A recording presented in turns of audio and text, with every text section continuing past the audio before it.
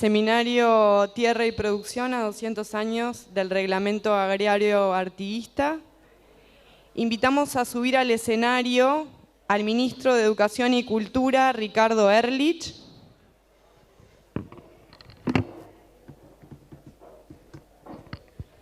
A la Intendenta de Maldonado, Susana Hernández, y al Alcalde de Solís Grande, Hernán Ciganda.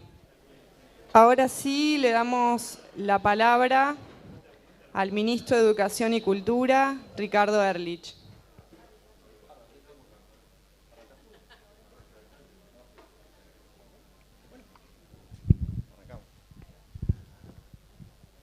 Bueno, no soy el ministro, por la duda. Bueno, buenos días a todos. Para mí y para todos los pobladores de esta zona es un orgullo que se haya elegido este poblado, Gregorio Aznares, y lo que es todo el entorno del municipio para hacer estos festejos. Quiero agradecerles a la participación y darle la bienvenida a la gente de colonización, a la directora, que está por acá, la gente de MEVIR, al ministro, a la intendenta. Buenos días a todos. Lo mío es muy corto, solo agradecer a todos los que colaboraron para organizar como se imaginarán, este campamento de jóvenes que arrancó lo que es la parte organizativa ya hace unos cuantos días y que hoy está culminando y que por suerte ha sido 2 días de campamento donde los chicos han pasado, creo que muy bien en esta zona y donde se han integrado con jóvenes de nuestro pueblo. Y eso nomás, agradecerles a todos, agradecer a Colonización, el aterrizaje de Colonización en esta zona y que hoy podamos estar en este edificio que hoy se está remodelando y donde va a estar funcionando la AUTU. La idea es que el próximo año comiencen los cursos aquí y venimos con un gran esfuerzo privado de acá de nuestra zona en lo que es la reconstrucción y la remodelación de todo este edificio. Así que, bienvenidos a todos, muchas gracias y le doy la palabra a Susana Hernández, nuestra intendenta. Bueno, buenos días para todos y para todas. Hay muchas autoridades, hay muchos vecinos, hay integrantes de la UTU. Es realmente un placer y una oportunidad estar acá. Una comisión de bicentenario que ha trabajado con un gran compromiso, jóvenes realmente trabajando con una diversidad de temáticas y en un momento que yo creo que tiene una triple celebración. Estar el Instituto de Colonización, estar alumnos de UTU, estar distintas instituciones, también está MEVIR, Ministerio de Cultura, creo que nos hace celebrar lo que es el salto cualitativo y cuantitativo de muchas cosas. Cuando yo estuve en la UTU era de tercera estar en la UTU.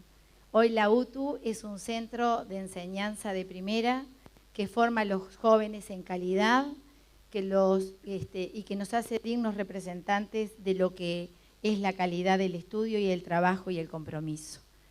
Unido con lo que es también la explotación de la tierra en un lugar como Solís, que sin duda se da a la mano el campo, la playa y la ciudad. Entonces yo creo que acá tenemos distintos niveles de organizaciones que nos hacen comprender que todos juntos podemos trabajar por una sociedad y con una juventud que nos empuja y nos empuja a mejorar. Mucho se habla de los jóvenes, pero yo creo que los jóvenes, cuando los miramos con profundidad, están muy comprometidos con los temas que les importa y a veces nosotros como adultos no sabemos llegar a ellos. En definitiva, también los jóvenes son el espejo de los adultos que les vamos dejando un mundo. Por eso, todos juntos los que estamos aquí hoy, con distintos niveles de responsabilidad, trabajar lo mejor que podamos desde esos lugares para ir trabajando y tejiendo una sociedad mucho más justa y que nuestros jóvenes generen a su vez hijos mejores que los hijos que nosotros dejamos. Así que un abrazo caluroso a este trabajo conjunto a partir del Ministerio y que en definitiva es un placer trabajar así todos juntos.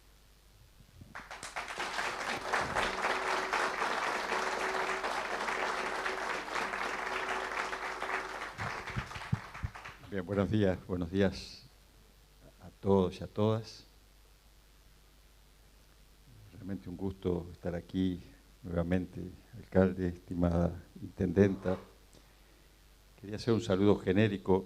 Voy a saludar a algunos representantes institucionales para decir que están acá las instituciones, el subsecretario de Desarrollo Social, el prorector de Extensión de la Universidad República, presidenta de Colonización, también presidente de MEVIR. Tenemos a muchos integrantes de la Comisión de Bicentenario, autoridades de la educación, investigadores, bueno, y gente de distintos lados, muy cerquita de acá. En el campamento tenemos casi 200 jóvenes de casi todos los puntos de todo el territorio, de distintos lugares del país. Creo que estamos compartiendo un lindo momento. El salón quedó chico y creo que es una buena señal encontrarnos aquí y que el salón nos quede chico. Y nos encontramos para conmemorar, recordar que se han cumplido 199 años del Reglamento de Tierras e estamos preparando como Comisión de Bicentenario lo que va a ser la conmemoración de los 200 años de purificación y de Reglamento de Tierra. Eso va a ocurrir con un cambio de gobierno, probablemente una nueva comisión de Bicentenario, y había que iniciar esto. Y Gregorio Aznares era el lugar donde hacerlo. Hace 7 meses nos encontramos muchos de los que están aquí y nos empapamos hasta los huesos. Pero fue una jornada memorable. Fue una jornada memorable donde el presidente comunicaba la expropiación de 4.000 hectáreas aquí, y se iniciaba el proyecto de la UTU, la consolidación del Centro MEC. Fue un lindo momento, pero fue un lindo momento por la historia de Gregorio Aznares, que es un poquito la historia de cada pueblo de nuestro país. Conversando con algunos de ustedes, conversando con los jóvenes, aquellos jóvenes que hace algunos años crearon esa propuesta que estaba en la pared, que es el Cine Estrellas, un título que mezclaba un poco el desafío de hacer cultura y de soñar desde aquí, también con ese cielo que aparecía cubierto y que no se veía el futuro, y lo veían también sin estrellas. Creo que hoy esa expresión que está en la pared sin estrellas me parece que tiene una significación particular. Este pueblo, como tantos, eran aquellos que vivían del trabajo, que vivían de la tierra y del trabajo, y vivían pendientes del silbato del ferrocarril. Y que llegaría tarde y mal, tarde, complicado, demoraba mucho, pero ese silbato era como recordarle a la gente de aquí como de otros lugares que estábamos en el mundo, que teníamos un vínculo con el mundo, que estaba ahí. Y eso en un país que tiene una historia de fragmentación territorial, ese país que se crea como puerto, frontera, pradera, donde finalmente todos nos sentíamos lejos de todos, donde todos mirábamos para otro lado. Desde el interior se mira ahí en la capital y de la capital se miraba para otro lado, y se nos fue fragmentando el territorio, nos empezamos a sentir achicados por las distancias. Y de pronto cada lugarcito perdió lo que tenía y en cada lugarcito se apagaron los proyectos. Y cuando empezaron a cerrar emprendimientos como el que conoció Gregorio Aznares, se empezó a cerrar el futuro, no había lugar para las familias, pocas oportunidades para los jóvenes, y de pronto se empieza a revertir con el trabajo de la gente, con el esfuerzo, y empieza a surgir un esfuerzo desde cada lugarcito, en cada rinconcito del país. Por eso es bueno encontrarnos aquí. Creo que es un lugar que muestra cómo entre todos podemos construir, entre gente que viene de horizontes distintos y que mira hacia horizontes diferentes, pero que se encuentra en el tiempo y suma, entre instituciones que comparten una responsabilidad en cada rincón del territorio. porque hoy hay un esfuerzo grande desde toda la educación de comprometerse con el territorio. Es descentralización educativa, pero es más que eso. Es un compromiso de la educación con el territorio y lo vemos a todo lo largo del sistema educativo, desde la escuela hasta la universidad y las propuestas terciarias. De pronto empiezan a surgir propuestas, trabajo, iniciativas, y cada rincón empieza a convertirse en un lugar bueno para vivir y en un lugar por donde pasa el futuro. Y eso engancha de alguna manera con lo que significó el reglamento de tierras. Tal vez eso obliga a una reflexión, una mirada contemporánea, por muchas razones, porque hace reflexionar sobre lo que significa la tierra y lo que significa el territorio. La tierra para un país como nuestro y como casi todos los países, que es de esas manos que cosechan, que arrancan un fruto, que trabajan con un animal, que ordeñan, que trabajan en un tambo, de ahí se crea la riqueza de nuestro país. Pero la tierra y el territorio requieren que la gente se arraigue. El territorio es un factor de arraigo, de generador de identidades, y es lo que le da fuerza, estructura a una sociedad que se encuentra a través del territorio, se encuentra a través de la cultura y se encuentra también a través del espacio normativo que va creando y va compartiendo, como lo fue en su momento el reglamento de tierras. También es una reflexión sobre los caminos que sigue la historia y lo que significó la tierra, cómo se genera la propiedad, cómo se generan los derechos del ser humano, de la gente en relación a la tierra, y también de cómo el ser humano y la sociedad es capaz de construir su futuro. Por todo ello, entendíamos que era en la Comisión de Bicentenario, que era la mejor manera de iniciar esta última etapa de la larga conmemoración de los bicentenarios como lo llamó el Senado, de la emancipación oriental, que empieza en 1810, 1811, centrada en la figura de Artigas, y recorre un largo camino que nos va a llevar a conmemorar hasta el 2030. Pero el 1815 es un momento clave. Que jóvenes de todo el país estén a poquitos metros de aquí, con los cuales nos vamos a encontrar seguramente al final de la tarde, y tener un auditorio como el que integramos, con representantes de instituciones diversas, y que vamos a compartir una reflexión de distintos ángulos, tal vez sea la mejor manera entonces de hacer esta conmemoración. Y seguramente hoy desde aquí estemos dando un mensaje a todo el país y sobre todo a todos nuestros jóvenes de que podemos mirar el futuro con optimismo, con confianza, con fuerza.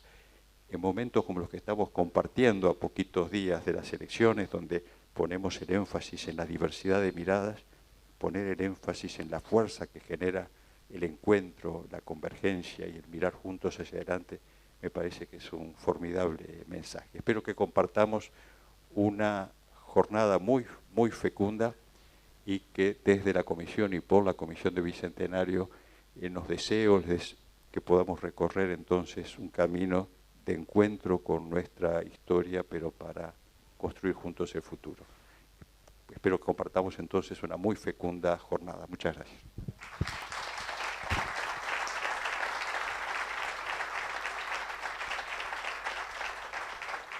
Invitamos al escenario a Humberto Tomasino y Ana Frega. Bueno, buen día a todas y todos. La verdad que verdadero placer estar acá en esta actividad que aceptamos como convite de la presidenta del instituto. Agradecemos el convite, muy generosa la presidenta con nosotros. Comentarles un poco qué vamos a hacer hoy. Hoy tenemos previsto en este seminario la posibilidad de encontrarnos con algunas reflexiones que van a ser a 3 niveles, una reflexión académica en primer lugar, una reflexión de los actores sociales involucrados en toda esta temática de la tierra en Uruguay y de los actores políticos. Son 3 mesas que van a funcionar en forma sistemática y que van a permitir conocer algunas de las problemáticas que tiene hoy todo el tema de la tierra y la colonización en Uruguay y poder pensar en conjunto. Esa es la idea del seminario.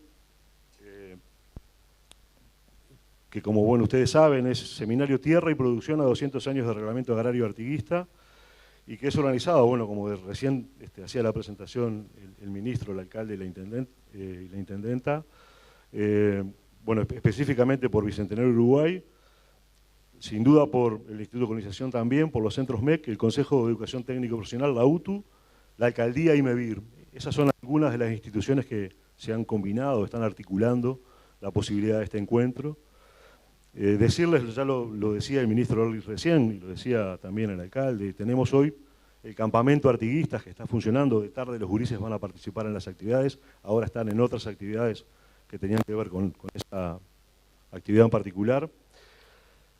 Y como forma de presentación de la actividad, le vamos a pedir a Ana Frega, que es profesora, historiadora, que nos dé un marco conceptual del seminario al que estamos inaugurando ahora. Ana, adelante. Bueno, sí, buenos días a todos. Realmente es un gusto, un placer estar en este lugar. Y como en realidad los tiempos son cortos y las actividades son muchas, simplemente dos cosas me parece importante resaltar. Por un lado, en lo que tiene que ver con la memoria y la conmemoración. Cuando estamos pensando en espacios de memoria y de conmemoración, es muy importante la lectura que nosotros hacemos respecto del pasado. O sea, ese pasado nos está convocando. Pero quienes recordamos, quienes estamos justamente compartiendo actos de memoria, somos protagonistas de un presente y proyectamos un futuro. La idea de esta actividad justamente apunta en esa dirección. Por un lado, aproximarnos a lo que ha sido el tema de la tierra, de la producción en la historia de este territorio y concretamente en la historia del país. Y tomar la consideración del tema de la tierra en el momento de la revolución es abordar uno de los focos centrales de ese movimiento. Uno de los focos centrales que apuntaba precisamente a dar vuelta las maneras en las cuales se habían ido resolviendo o no esos temas en el momento.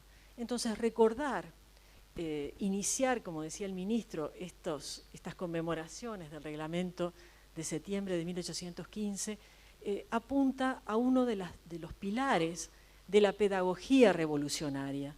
O sea, uno piensa a veces que la revolución se conoce a través de los bandos, de las proclamas que llaman a la lucha, que hablan de los heroicos soldados y demás. Pero esta pieza, o sea, estos artículos que conforman el reglamento son una verdadera pedagogía de la revolución. Por un lado, lo que tiene que ver con un cierto igualitarismo social. Por otro, el fomento de la producción, la vinculación con el trabajo y sobre todo también con lo que es la proyección de la construcción de una república y entender que las libertades republicanas estaban fundadas precisamente en estas relaciones de los hombres con la tierra, con la producción y con ellos mismos. El segundo elemento de la conmemoración que decíamos es que tiene que ver con el presente. Y en ese sentido poco podía ser una conmemoración que descuidara observar cómo han sido y cómo están siendo estos temas para los uruguayos del día de hoy. Cómo se proyectan y cómo, en definitiva, se están dando las posibilidades de mejorar y de encontrar caminos de diálogo entre distintos intereses. Por eso esta jornada está reuniendo, si bien separados en bloques, porque de alguna manera debió organizarse a distintos integrantes, ya sea de la investigación, ya sea de la producción, ya sea de la organización social y demás, si bien nos estamos reuniendo en mesas, la idea fundamental es que podamos estar todos juntos, que podamos escucharnos, que podamos preguntarnos y en definitiva cuando termine la actividad podamos salir más enriquecidos. enriquecidos de este tema que, como todos, tiene sus claroscuros y como todos tiene los desafíos por delante. Nada más entonces, y me parece que es hora de dar comienzo efectivamente a la actividad. Gracias. Le damos la bienvenida y los invitamos a subir a los profesores Diego Piñeiro y María Inés Moraes, por favor. Bueno, y con la presentación que hacía Ana recién, como introducción, este seminario le plantea al profesor Diego Piñeiro la posibilidad de que nos introduzca en la temática relacionada con la concentración y extranjerización de la tierra en los últimos 20 años, que ha sido uno de los estudios, de las investigaciones últimas que él ha hecho. Primero, antes de darle la palabra, presentar brevemente al profesor Piñeiro, que es ingeniero agrónomo, investigador y docente, es máster en Sociología Rural por la Universidad de Wisconsin, es doctor en Sociología por la Universidad Federal de Río Grande del Sur. Actualmente es profesor titular, grado 5 del área de Sociología Agraria en el Departamento de Sociología de la Facultad de Ciencias Sociales y fue decano entre 2006 y 2010 en la Facultad de Ciencias Sociales. Diego, adelante. Bueno, muchas gracias, Humberto. Muchas gracias a todos ustedes por estar hoy acá, a los organizadores por haberme invitado y permitirme tener la oportunidad de dirigirme a ustedes sobre este tema que tiene que ver para mí tan importante y que he trabajado durante muchos años, el tema de la tierra, particularmente el tema de la tierra y la distribución y la tenencia de la tierra en el Uruguay, en años recientes, como dijo Humberto. Antes de entrar específicamente al tema de cómo es la distribución y la tenencia de la tierra en el momento actual, quería hacer una breve referencia a cómo ha sido a lo largo de todo el siglo XX, porque lo que es hoy no es, tiene mucho que ver con lo que fue durante los últimos 100 años.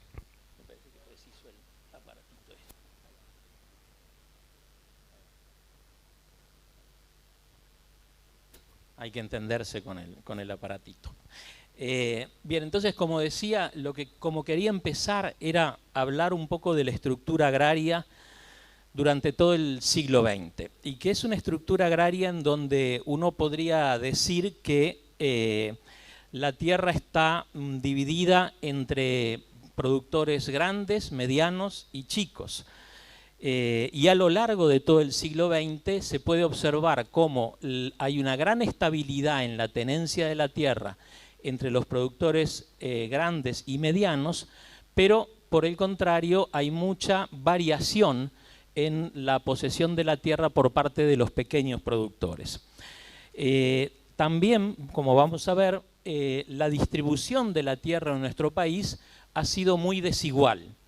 Ahora voy a mostrar dos láminas en las cuales voy a fundamentar lo que acabo de decir. La primera es este gráfico, donde ustedes pueden ver la cantidad de establecimientos que hubo a lo largo de todo el siglo XX. En la línea de arriba, la línea azul, es la que muestra el total de los establecimientos. Y entonces, en 1908 y 2011, para los que no alcanzan a ver atrás, el gráfico empieza en 1908, que es el primer censo que tenemos, y termina en el año 2011. Entonces, como vemos ahí, en la línea azul, hubo un notable crecimiento en la cantidad de establecimientos entre 1908 y 1961, que llegamos, en el año 61, se llega al máximo de establecimientos con 86.000 establecimientos en todo el país.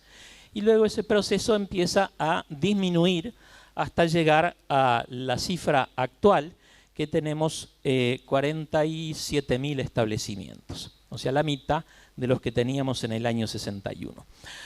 Ahora, si miramos las otras tres líneas, vemos que la línea de más abajo, la azul, es la de los establecimientos grandes, y la línea inmediatamente superior, la roja, es de los establecimientos medianos.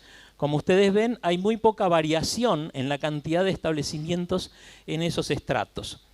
En cambio, la línea anaranjada, que es los establecimientos de menos de 100 hectáreas, tiene un gran crecimiento entre 1908 y 1961 y un decrecimiento entre el 61 y el 2011. Por eso, entonces, lo que yo decía, hay una gran estabilidad en la posesión de la tierra entre grandes y medianos establecimientos y una gran variabilidad en los establecimientos pequeños, que crecen al principio y luego decrecen por bueno, razones que me sería muy largas explicar en los 15 minutos que me tocan. Pero en la otra cosa que quería mostrar es la distribución de la tierra. Distribución de la tierra.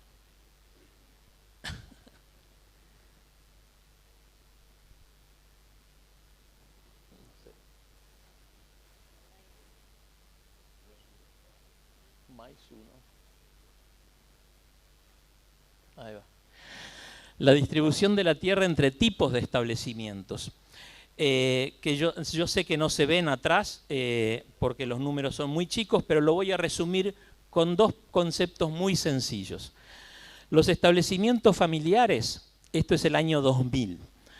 Los establecimientos familiares son el 82% de los establecimientos y los establecimientos empresariales son 18% de los establecimientos. Pero los establecimientos familiares, el 82%, tiene 24% de la tierra, mientras que los establecimientos empresariales, el 18%, tiene el 76% de la tierra. Por eso mi afirmación inicial de que la distribución de la tierra en el Uruguay es desigual. A ver si ahora sale. Bien.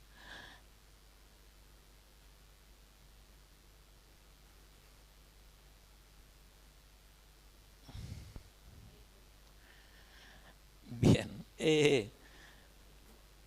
¿Qué pasa más recientemente? Ahora me salgo del siglo XX, ¿sí? Ya paso al siglo XXI. A principios de la primera década del siglo XXI hay una fuerte presión compradora de tierra en el campo uruguayo. La demanda por tierra empuja los precios al alza, multiplicando por 6 su valor. En los últimos 30 años del siglo XX, el valor medio de la tierra, el valor promedio era de $500 la hectárea. En la actualidad, el valor promedio de la tierra está entre $3.500 y $4.000 la hectárea. O sea que en 10 años la tierra se multiplica por 6.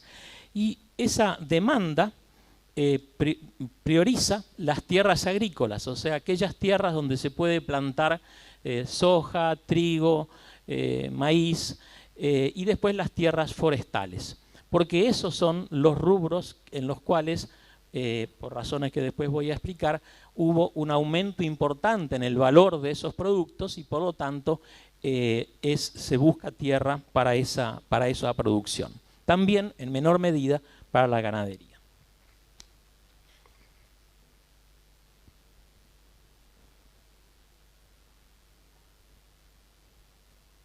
En el gráfico vemos cómo varía el valor de la tierra entre el año 1970, que es lo que tenemos acá al inicio, y el año 2011, que es lo que tenemos en la otra punta.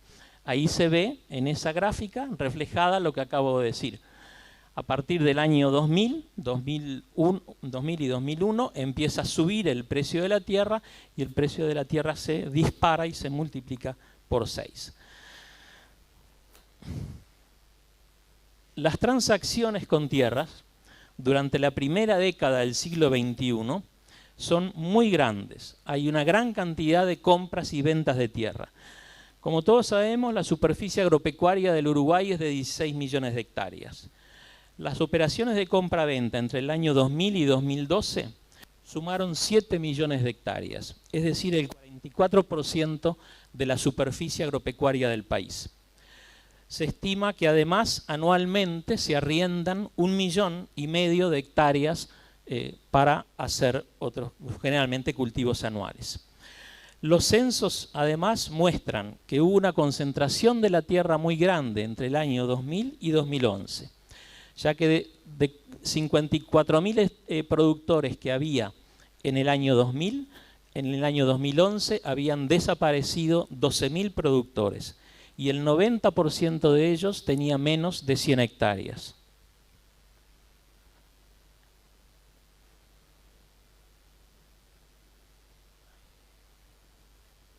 Pero además de eso, si uno mira qué pasó con no solo con la propiedad, cómo se distribuyó la propiedad, sino en el origen del capital que compró la tierra, lo que vemos es que en el año 2000 los propietarios que eran de nacionalidad uruguaya tenían el 90% de las tierras. En el año 2011 los uruguayos tienen el 54% de las tierras. Es decir que 7 millones de hectáreas fueron compradas por propietarios cuya nacionalidad no conocemos, porque en general fueron compradas por sociedades anónimas y por lo tanto, como son anónimas, no sabemos la nacionalidad. Pero, por ejemplo, si lo que sí podemos hacer es un relevamiento parcial de los capitales extranjeros que operan en el campo uruguayo. Digo que es parcial porque esto se hace a través de las páginas web de las empresas. Entonces ahí uno ve que del 1.000.000 de hectáreas forestales que tenemos, o forestadas que tenemos en este momento, 720.000 hectáreas son propiedad de 8 empresas, entre las cuales Montes del Plata tiene 250.000 hectáreas y UPM Quimene 200.000 hectáreas. Las otras 6 empresas forestales son menores, pero todas son extranjeras. En el año 2011 había 6 empresas, 5 argentinas y una brasileña, que poseían 350.000 hectáreas dedicadas a la agricultura de secano. La agricultura de secano hoy está en alrededor de 2 millones de hectáreas. Hectáreas que fueron, tanto para la forestación como para la agricultura, le fueron sacadas a la ganadería. O sea, es la ganadería la que cede tierras para la instalación de la forestación y de los granos. A pesar de lo cual, en un esfuerzo yo creo que muy importante de destacar de la ganadería, la productividad de la ganadería aumentó, a pesar de que tiene 1 millón menos de hectáreas sobre las cuales puede trabajar. ¿Cuáles son las razones de estos cambios? Bueno, en la década del 90 hubo algunos cambios institucionales que prepararon el camino. La Ley de Promoción de la Forestación, que subsidió la mitad del valor de la forestación, de la implantación forestal del año 1987. Después se modificó la Ley de Arrendamientos permitiendo arrendamientos anuales, que antes no se podía hacer, los arrendamientos no podían ser de menos de 7 años con opción a 3 más. Se modificó la Ley de Sociedades Anónimas que prohibía que las sociedades anónimas tuviesen tierra. Y eso explica también lo que pasó, lo que acabo de decir, que pasó porque las sociedades anónimas compraron una cantidad de 7 millones de hectáreas. Y se promulgó la Ley de Promoción de las Inversiones Extranjeras. Eso desde el punto de vista interno, pero también hubo cambios externos que impulsaron las inversiones en tierras. O sea, con esto lo que quiero decir, con esta diapositiva, lo que quiero decir es que nosotros los uruguayos no podemos o debemos entender que lo que está pasando, el proceso de acaparamiento de las tierras que está pasando en Uruguay, no pasa solo en Uruguay, está pasando en todo el mundo. Y que así como, sobre todo en los países de la Cuenca del Plata, pero además en otros continentes como África o Asia, donde gobiernos están comprando tierras o grandes empresas están comprando tierras para la producción de fibras y alimentos. Y las causas son las que voy a enunciar ahora. Por un lado, el aumento de los precios del petróleo y la aparición de los biocombustibles. Los biocombustibles, al subir el precio del petróleo, empiezan a ser competitivos. La demanda de países emergentes por fibras y alimentos como China, India, Rusia, Brasil, etc. Y por lo tanto la elevación de los precios de fibras y alimentos en los mercados internacionales y algo muy importante, la especulación que comienza a darse con los mercados alimentarios. Para darles un ejemplo, en la Bolsa de Chicago, que es donde se negocian todas las ventas a futuro de los granos, se venden 80 veces más granos de los que realmente hay. ¿Se entiende? O sea, lo demás es especulación financiera en la bolsa. Eso tiene un impacto muy grande sobre el precio de los alimentos para aquellos países que deben comprar alimentos para sobrevivir, o sea que no tienen lo que se llama seguridad alimentaria. Otra razón más ha sido el agotamiento de los bosques boreales, de Canadá, del norte de Europa, etcétera, que era donde estaban las papeleras antes, y que debido al agotamiento de esos bosques empiezan a emigrar hacia el hemisferio sur, en Latinoamérica, en Asia y en África. Y también hay que notar algo que seguramente va a ser mucho más fuerte hacia adelante, que es el cambio climático, que aumenta la variabilidad, por lo tanto las pérdidas de cosechas y por lo tanto la necesidad de tener stocks mayores en el mundo para asegurar la alimentación de todos los países.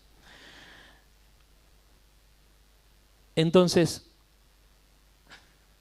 a inicios del siglo XXI, uno puede decir que la globalización llega al campo uruguayo. Con esto insisto entonces en que estamos viviendo un proceso que es global y que Uruguay está insertándose, le guste o no le guste, en ese proceso de globalización de los sistemas agroalimentarios.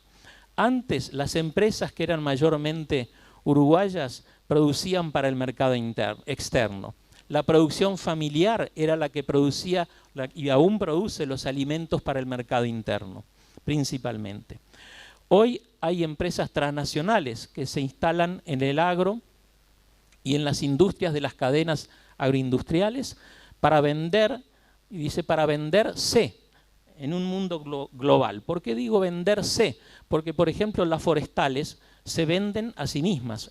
La celulosa que sale hoy de acá, en realidad va a alguna de las 60 empresas que UPM Quimene, por ejemplo, tiene distribuidas a lo largo del mundo. Entonces, en el Uruguay, las principales cadenas globales de valor, que son las que empujaron al alza los precios, son la forestal, los granos y la carne. Y esas son los grandes tractores, esas cadenas de valor con fuerte presencia de empresas extranjeras, son las que están traccionando el agro uruguayo y las que están haciendo elevar los precios de la tierra. Y de esa manera, a través no solo es de la posesión de la tierra, sino de que modifican las formas de producir, de comerciar y de procesar, están provocando una verdadera revolución en nuestro campo. Lo único es que, a mi juicio, son capitales de no lugar. O sea, son capitales que hoy están acá, pero que el día en que cambien las relaciones de precio se van a ir y no sabemos a dónde. Y aprovechando que estamos en un lugar como este, en un pueblo que fue creado o que, digamos, de alguna instancia, que de alguna manera creció a impulsos de una agroindustria que después desapareció, bueno, algo similar puede pasar en el futuro con otras industrias que hoy están instaladas en el Uruguay. Por último, y para no dejar un mensaje negativo, la distribución de la tierra y las formas de tenencia de la tierra son una construcción social. No viene del cielo, no viene nacida de cualquier parte. Es una construcción social, la construimos entre todos los habitantes, entre todos los uruguayos. Por lo tanto, es posible incidir sobre la distribución y la tenencia de la tierra que existe en la actualidad. Brevemente, porque no es el tema y porque además hay muchas autoridades que saben de esto mucho mejor que yo. ¿Qué se podría hacer? Bueno, dos cosas que a mí me parecen básicas. La primera, políticas públicas que apoyen a la producción familiar, protegiendo la soberanía alimentaria, porque esa es la producción familiar, es el obstáculo en que se va a enfrentar siempre la expansión de los agronegocios. Por ejemplo, a través de un plan de compras públicas, que por suerte ya hay una ley al respecto, por ejemplo, mejorando, aumentando el financiamiento público al Instituto de Colonización o al apoyo a las organizaciones y a sus productores, como se está haciendo en la actualidad a través de la Dirección General de Desarrollo Rural. Y la otra cosa que tal vez sea más difícil y que requiere de mucha voluntad política, políticas públicas que limiten la propiedad de las empresas extranjeras y que limiten la concentración de la tierra. Nada más, muchas gracias y paso a un comercial.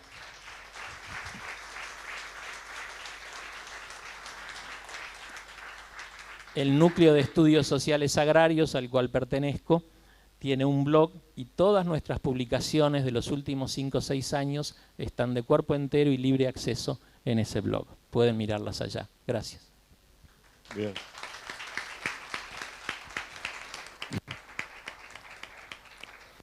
Bien, muchas gracias, Diego. Damos paso a la presentación de la doctora María Inés Moraes, que es doctora en Historia Económica por la Universidad Complutense de Madrid. Tiene una maestría en Historia Económica por la Facultad de Ciencias Sociales de la UDELAR y es licenciada en Historia por la Universidad Pontificia de Río Grande del Sur. Es profesora agregada, docente grado 4 de la Facultad de Ciencias Sociales y profesora adjunta en la Facultad de Ciencias Económicas. Va a presentar el tema que ella denominó Desarrollo Rural, un problema con historia. Adelante.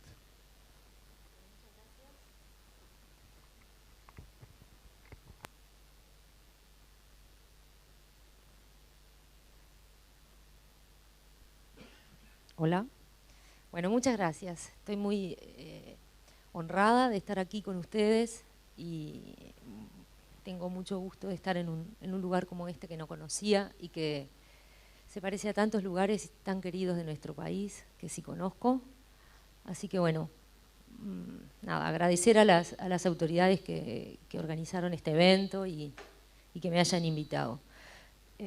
Yo tengo una presentación que es muy sencilla y que tiene muy pocas láminas, así que capaz que la gente del fondo hasta me ayuda y me va pasando las láminas, igual si no, tengo esto. Pero yo elegí trabajar con ustedes lo siguiente, que es pensar un poquito cómo fue pensado en el largo plazo, cómo fue pensado en el tiempo la problemática del desarrollo agrario. Me parecía interesante, en vez de centrarme en un periodo histórico concreto y con ganas, como tengo, de reservarme los meses que vienen para hablar del reglamento en realidad, me parecía que para hoy podía ser interesante, en vez de centrarme, decía, en un periodo concreto, hacer como una especie de viaje en el tiempo que tenga solo 3 paradas y que tenga una parada muy atrás, a finales del periodo colonial, y en el momento en el escenario histórico en el que estalla la insurgencia artiguista, una segunda parada a principios del siglo XX, en una etapa de nuestra historia que también es muy importante y muy fundacional, y una tercera parada en el hoy. Y ese viaje, quería invitarlos a hacer, es un viaje en relación con una pregunta que es cómo fue pensado, cómo fue visto el problema de la producción y de la tierra a lo largo del tiempo. Entonces los invito ahora a que vayamos a la primera parada, para lo cual simplemente los invito a situarnos, a hacer como un ejercicio imaginario por el cual nos paramos en el 1800, ¿no? Estamos en un eje histórico que están en verdad ocurriendo muchas transformaciones, igual que ahora a nivel internacional, pero ¿cuáles son los problemas que tiene el agro de esta área, de esta región? Yo no sé si se me está escuchando bien, ¿sí? Ok. Este es un mundo, el mundo agrario del 1800, en estas áreas del Río de la Plata, es un mundo donde hay mucha tierra y hay poca gente. Es un mundo de muy baja densidad de población. De manera que la mayor parte de los observadores de la época, los gobernantes, los funcionarios, también a veces los viajeros muy educados, muy cultos que venían por acá, en realidad cuando escribían sobre la cuestión agraria del Río de la Plata y de este lado de la banda, del río solían marcar lo que ellos entendían que era como una especie de superabundancia de recursos, si lo traducimos a nuestro idioma actual. Hacían referencia a que se desperdiciaba acá la riqueza, porque claro, veían una enorme cantidad de tierras que sabían que eran muy feraces, que imaginaban que eran muy apropiadas para una cantidad de explotaciones, y sin embargo muy poquita gente, y que apenas se cultivaba. Eso llamaba mucho la atención y hacía generar la sensación de que había que sacar más riqueza, de que se estaba desperdiciando ese recurso natural, que en ese caso, por ejemplo, era el suelo. O los animales que andaban pastoreando sueltos por ahí, ¿no? Las reses cimarronas famosas, y que no se hacía de ese recurso una explotación intensiva. Apenas se le sacaba el cuero, se dejaba la carne tirada. Entonces, es importante, es curioso también, cómo a nuestro campo, cuando se lo ha mirado desde muy antiguo pidiéndole que produzca más, que dé todo lo que puede dar. Y ya la gente que a fines del periodo colonial y empezando el siglo XIX elaboró críticas y documentos sobre esta temática, lo miró en esta clave, ¿no? En la clave de cuánta riqueza hay acá y qué poco que se está aprovechando. Entonces es necesario explotar mejor esa riqueza natural, esa dotación de recursos. Este es un mundo también en el que no se accede a la tierra solamente porque se la compra en el mercado. En realidad casi nunca se accede a la tierra de esa forma. Este es un mundo agrario en el que todavía los derechos de propiedad individual sobre la tierra son relativamente poco importantes. ¿Por qué? Porque hay muchas otras formas de ocupar ese recurso y de ponerlo en valor. Entonces, estas dos cosas sumadas hacen que el agro del fines del periodo colonial, y que es el agro con el cual se va a enfrentar la reforma artiguista, en verdad, es un agro de superabundancia de recursos y no de escasez, donde lo que preocupa es hacer que esos recursos sean justamente mejor explotados. Entonces, ahora podemos pasar a la siguiente. Desde este punto de vista, entonces, ¿cuál es el primer programa de desarrollo que aparece en relación con el campo de estos territorios? ¿Cuál es el primer programa agrario que cobra fisonomía en esta época? Un programa que lo que propone es producir y poblar, porque si no se llena ese campo, si no se lo mejor habita, si no se aumenta la densidad de población, no se lo puede hacer producir más. Entonces, la manera de hacer una apropiación efectiva del territorio, defenderla de los vecinos rivales, terminar de insertar todos los recursos en un circuito productivo que de veras sea rendidor, es justamente ponerle más gente al campo. Y la forma de ponerle más gente al campo es justamente hacer que la gente se apropie de los recursos.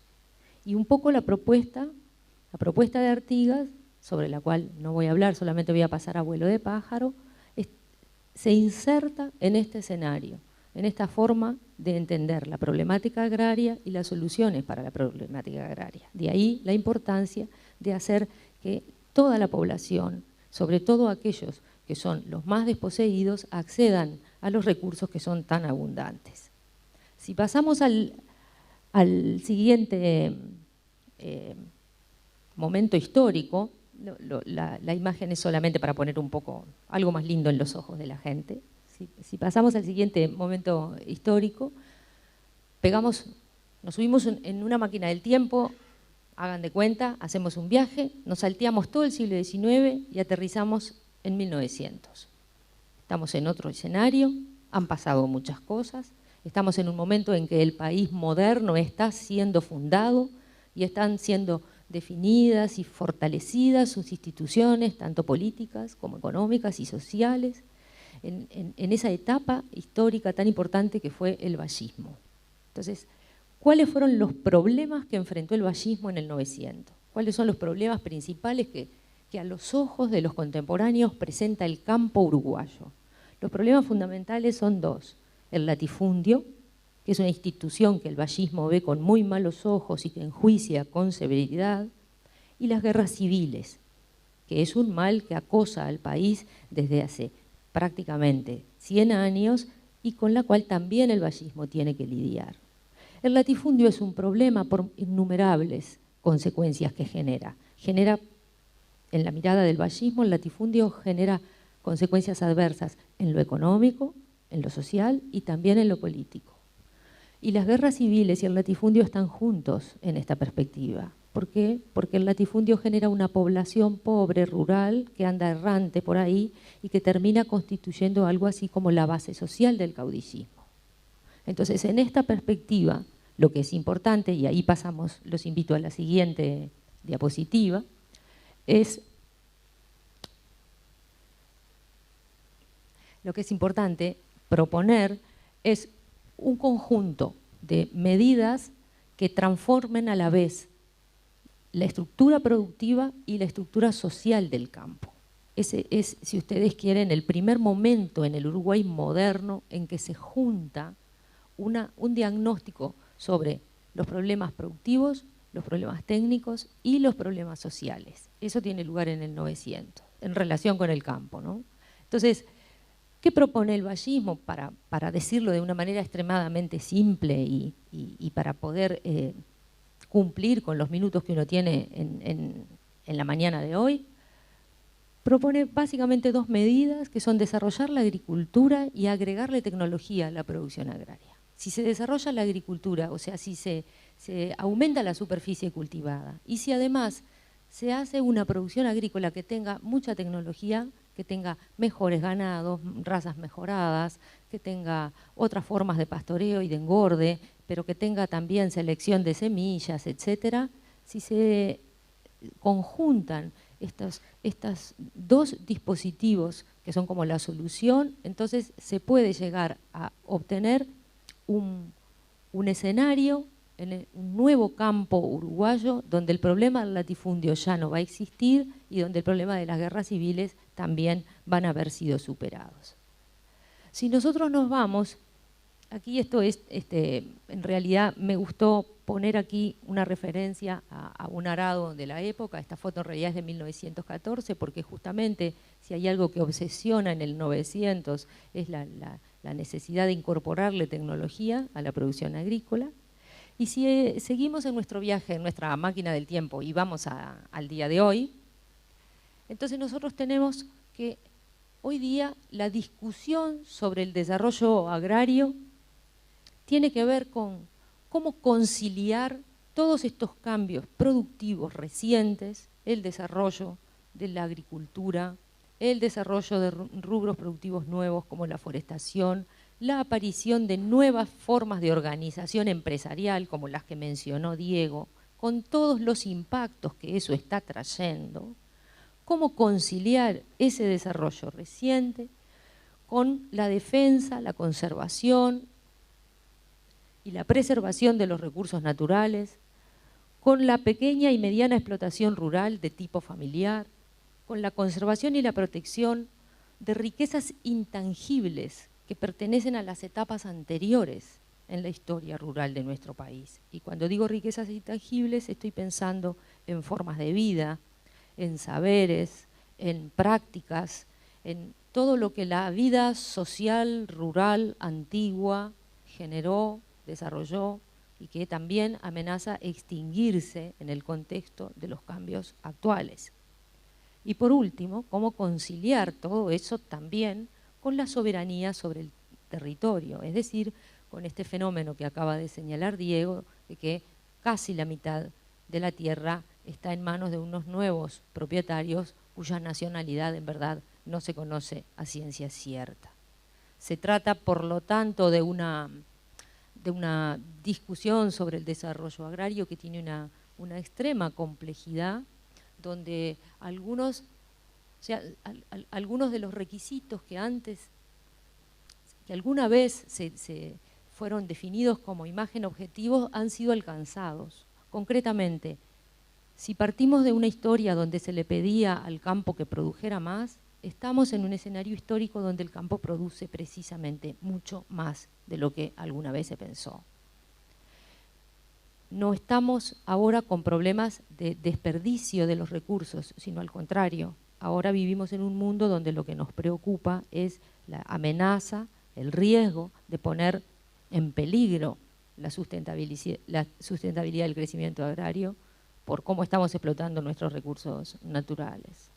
Y el problema que tenemos en materia de la población ahora no es meramente el acceso, es también la preservación de las viejas formas de vida rural que están amenazando ser extinguidas de alguna manera en el marco de estos cambios. Entonces, en definitiva, este viaje solamente pretendía mostrarles cómo hay algunas cosas que se parecen, pero que hay otras que cambian cuando uno recorre el pasado y cuando uno mira cómo en un periodo justamente de 200 años, que es un poco lo que estamos conmemorando, a nuestra sociedad siempre le ha inquietado enormemente el problema del desarrollo agrario, nunca le ha resultado fácil encontrar una solución mágica para ello, pero también algunos de los momentos históricos más ricos y más creativos que nosotros conocemos surgieron en respuesta a esta problemática.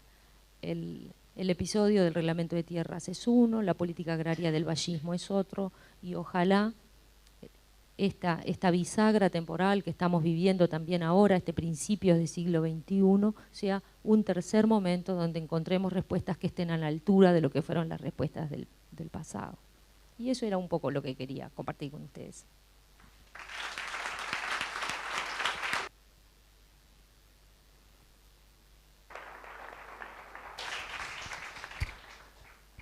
Hola. Bien, bueno, muchas gracias.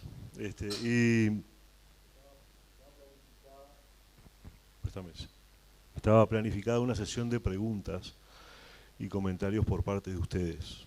Y bueno, está abierto entonces la posibilidad de realizar preguntas a los compañeros que hicieron las conferencias anteriores. Interesante oportunidad, compañeros, de aprovechar a estos dos profesores, compañeros universitarios, para preguntar algunas cuestiones que manejan con profundidad. Entonces, bueno, no se peleen por hablar, pero está abierta la posibilidad.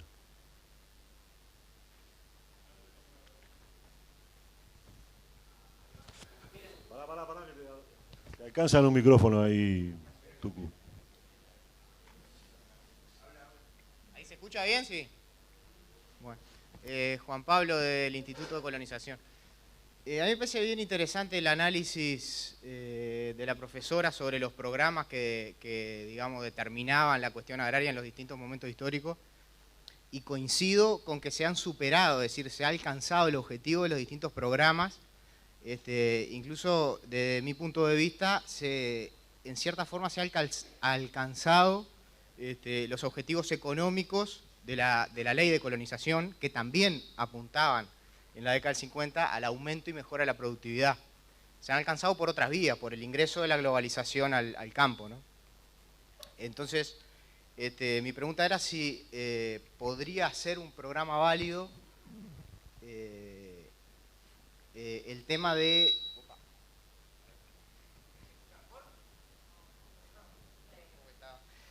No, pero era por eso, por el chiste. Si podía ser un programa válido, ver el tema que se planteó ahí, ¿no? Desde lo cultural y desde una perspectiva de derechos, de derecho de la persona que tiene su cultura en la vida rural, el acceso a la tierra, y no ya tanto como un tema de productividad. Ese para mí podría ser uno de los programas, ¿no? Es decir, garantizar el derecho a la reproducción de la cultura rural como un derecho inalienable de quien tiene esa cultura. Y a su vez, evidentemente, que tiene que estar acompasado con la responsabilidad económica del uso de ese recurso. Para no... No sé si hacemos así punto a punto, digamos, o es una ronda, como tú digas. ¿Sí? Ok. Sí, totalmente, absolutamente de acuerdo. Creo que justamente alguna vez los programas de reforma agraria, por así decirlo, tenían un sustento de carácter económico y social diferente del que me parece que tenemos que pensar ahora, porque ahora lo que está en juego ya no tiene que ver con la eficiencia productiva, que es notorio que en ese sentido hemos avanzado mucho, sino que lo que está en juego es exactamente lo de los derechos que tú mencionaste. Creo que hay una nueva manera de plantearse un programa agrario que tenga que ver con el derecho de la gente a permanecer donde quiera permanecer y a elegir la forma de vida que quiera elegir. Por eso creo que hay que dejar de pensar lo rural, porque esto mismo, como si fuera una cosa diferente de lo urbano, porque esto mismo, la misma política de derechos que tenemos para con la gente que vive en una ciudad y elige determinadas prácticas, debiéramos poder tener para la gente que vive en el campo. Yo lo vería así, al menos.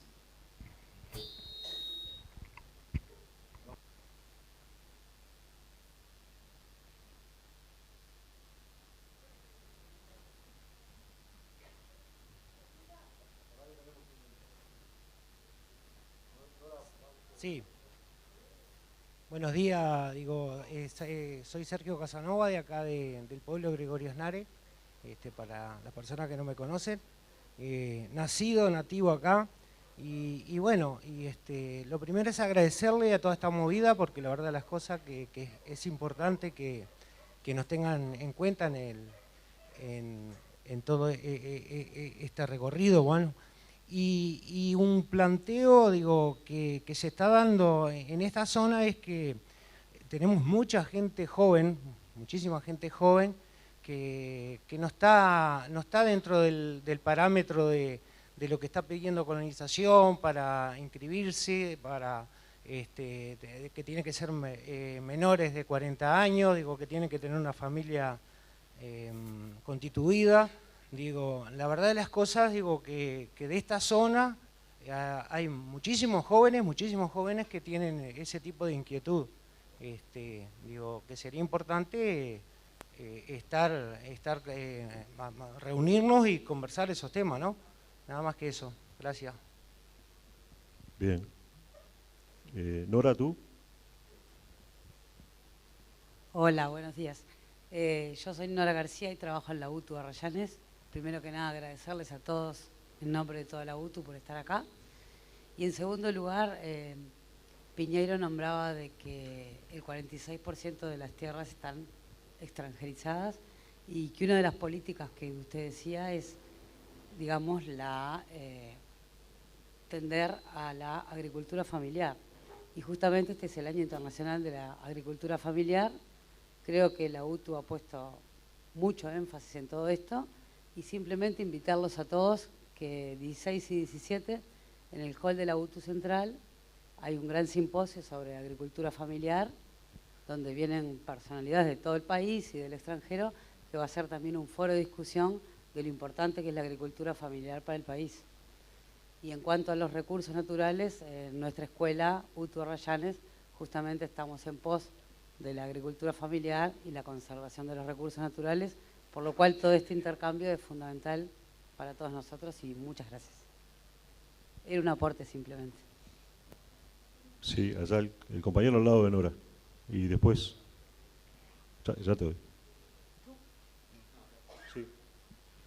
No, simplemente compartir una reflexión con respecto a lo que se ha dicho un poco, que por un lado, que la obsesión productivista que hubo en el pasado muchas veces nos condujo a nosotros a pensamientos realmente racistas, por no decir casi fascistas, pensando en todo lo que fueron las campañas militares contra los grupos indígenas acá en Uruguay y en Argentina, justamente por la obsesión productivista de decir, bueno, hay que agrandar la frontera agropecuaria y si vos no te acoplas a la frontera agropecuaria, a los modos de producción, bueno, te matamos. Y yo creo que eso estaría íntimamente relacionado justamente con esa nueva concepción de la ruralidad que justamente se estaba hablando, de tratar de desligarse de esa lógica productivista que muchas veces, si bien ha traído mucho bien a la gente, a la población, al país, también ha hecho muchos errores, tanto en la parte humana como en la parte ambiental. Simplemente eso. Gracias.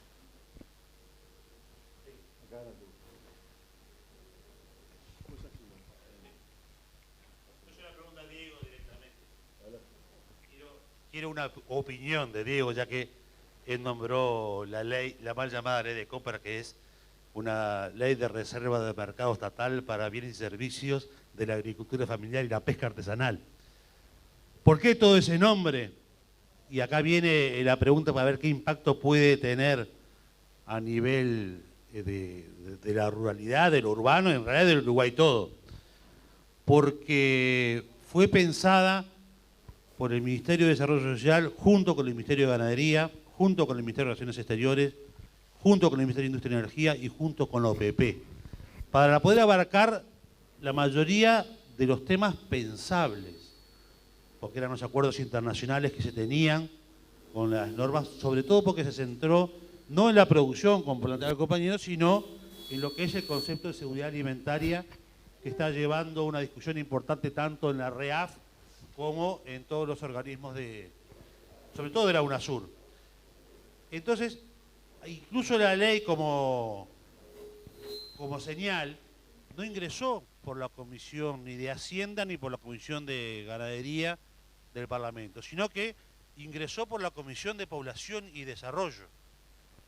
Y eso ya tuvo una media sanción, o sea, sancionó la Cámara de Representantes y pasa posiblemente en algunas sesiones especiales al Senado. O sea, una ley creada de esa naturaleza, con una interconexión importante, porque hasta la presidenta de la organización estuvo en las conversas de esta ley, que se conversó como 2 años para presentarla. ¿Cómo impacta, no el hecho de la presentación de una ley, sino el hecho de la presentación de una ley con un respaldo de construcción interinstitucional, con una mirada desde varios ángulos, social, internacional, productivo, pero también de que, por ejemplo, los 4 partidos representados en el Parlamento hayan fundamentado a favor, y tú sabes bien, han fundamentado a favor de esa ley, fue una ley votada por unanimidad a 3 meses de la instancia electoral. Entonces quería saber cuál sería un ex ante, el posible impacto que pueda tener, no solamente la ley, sino cómo fue construida. Bueno, primero debo confesar que no leí la ley. Leí lo que salió en la prensa y por lo tanto mi conocimiento es muy limitado. Y como decís, falta todavía que pase por la otra cámara, ¿no? A mí me parece que lo que tú decís de que tuvo respaldo de todos los partidos es muy importante porque le asegura una estabilidad. O sea, independientemente de las circunstancias políticas que ocurran en el país, en el futuro uno podría suponer que es una ley que va a tener larga vida, porque bueno, todos los partidos la apoyaron. La segunda cosa que me parece es que una ley semejante que resguarda una parte del mercado para la producción familiar puede tener un impacto muy importante en la producción familiar, porque justamente la producción familiar tiene la dificultad de que en algunos rubros, sobre todo, pero que en casi todos, es capaz de producir mucho más de lo que se consume, ¿no? Y además, bueno, intervienen otras empresas que no son de origen familiar. Por lo tanto, si uno pudiese resguardar, como propone la ley, una parte del mercado para esos productores, creo que va a tener un impacto muy profundo. De hecho, uno podría decir que en el Uruguay el proceso de desaparición de los productores familiares, como yo mostré, viene desde el año 60. Entonces no es una cosa que está ocurriendo hoy. Y fíjense además que un análisis que uno puede hacer de la curva, de cómo desaparecen. Es cierto que desaparecieron muchos en los últimos 10 años, pero también desaparecieron muchos en los otros 30, 40 años. Y ahí no había agronegocios. Lo que había era incertidumbre en el mercado, poca estabilidad de los mercados internos, que es a donde contribuye la producción familiar, grandes variaciones de precios y una política, sobre todo durante la década de fines del 80 y del 90, de que cuando los precios del mercado interno subían, los precios de los alimentos en el mercado interno subían, se abría la importación de alimentos de los países vecinos. Eso tuvo efectos desastrosos para la agricultura familiar, porque de hecho, si los ciclos de precios de los productos tienen subas, también tienen bajas, hay años que son buenos y años que son malos. La compensación entre años buenos y malos era lo que permitía que la agricultura familiar sobreviviese. Es el periodo de los mercados protegidos anteriores al 60.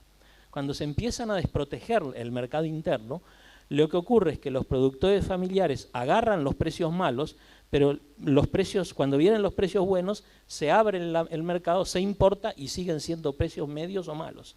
Y eso es de los factores más importantes que hay que tener en cuenta para explicar por qué desaparece muchos de los productores familiares. De modo que una ley que permita resguardar una parte, por lo menos del mercado para la producción familiar, creo que va a tener un impacto muy profundo.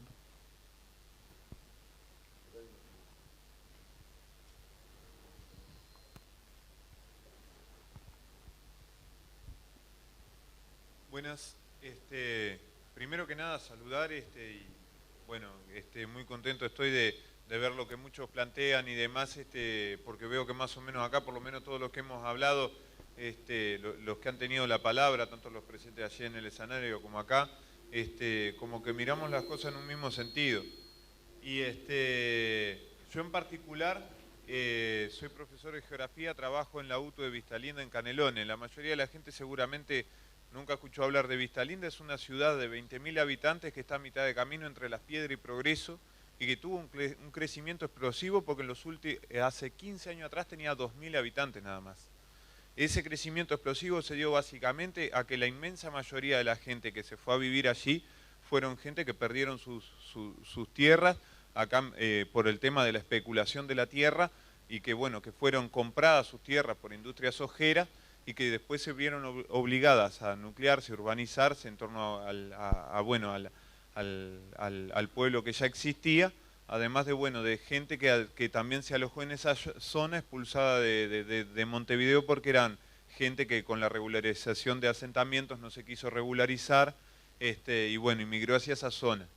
Y trabajando en la UTU de Vistalinda, que es una UTU que tiene 2 años de existencia con 800 chiquilines, es impresionante la velocidad con lo que los chiquilines pierden la cultura agraria y asumen una cultura metropolitana con el tema de estar dentro del área metropolitana de Montevideo y si bien es un entorno rural, la ruta como que le genera un área de influencia cultural impresionante, en la cual los chiquilines ya directamente hacen un salto cultural, se hacen como una especie de divorcio de lo que fue su niñez o la cultura de sus padres y asumen rápidamente todos los vicios metropolitanos que puede haber y es una lucha constante porque cuando uno de repente hace un taller de huerta orgánica, hace de repente actividades extra con los chiquilines de conocimiento y reconocimiento de la flora nativa y demás, ellos empiezan como a rememorar y a recordar y les trae como una nostalgia de niñez, algo que lo tenían olvidado hace 5 años, 10 años que no lo retomaban. Pero estamos actualmente, lo que a mí me trae como reflexión ver esa realidad con esos chiquilines, es que se encuentra la actualidad en un punto de inflexión en el cual hay una juventud hay una gran cantidad de familias que están migrando y nucleándose cada vez más en los centros urbanos, pero que hay una juventud que si no se trabaja en políticas educativas específicas y demás, además del acompañamiento con las reformas pertinentes en el tema de la distribución de la tierra, se corre el riesgo de que grandes masas de jóvenes pierdan para siempre cierta cultura de la tierra con la que nacieron, que es un poco lo que ya venían hablando, pero yo en particular lo veo desde un lugar donde es exagerado, donde se da un ejemplo exagerado de lo que puede llegar a ocurrir, de que una localidad que pase de 2.000 a 20.000 habitantes por ese tipo de progreso, por ese tipo de relaciones, y me parece que a lo que tiene que apuntar este punto de inflexión en el que se encuentra Uruguay tampoco es algo que pueda esperar demasiado hacia el futuro, porque donde esperemos 5 años, 10 años más, ya esas personas van a haber perdido totalmente o lo van a ver como una nostalgia demasiado lejana en el pasado y van a haber construido sus vidas en pos de otros objetivos. Y nada más, me parece que hay que retomar como también tener una filosofía del buen vivir, de lo que se habla actualmente en otros lugares, acerca de la tierra y no tanto del comercio por el comercio en sí. Nada más.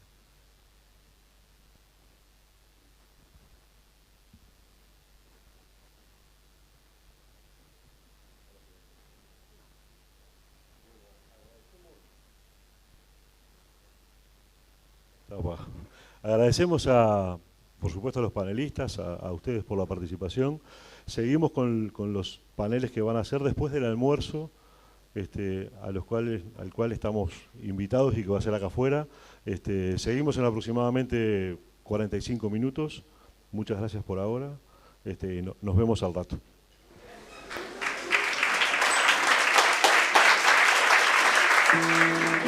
Asuntos Públicos. Para conocer mejor, para saber más.